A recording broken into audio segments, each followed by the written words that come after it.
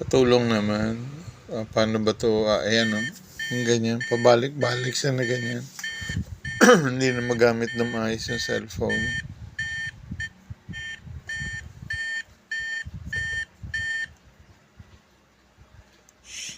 Ayan. Naalisin mo, no?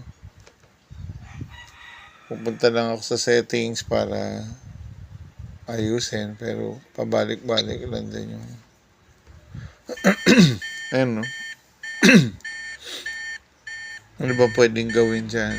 Patulong naman, reset na ba to? Factory reset? O may remedyo pa to? Ayan, no? Pabalik-balik siyang ganyan. Kaurat.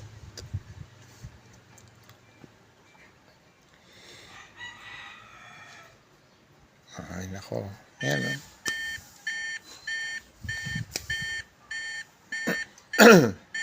Saan kaya nakuha to? Patulong naman sa mga nakakaalam. Salamat.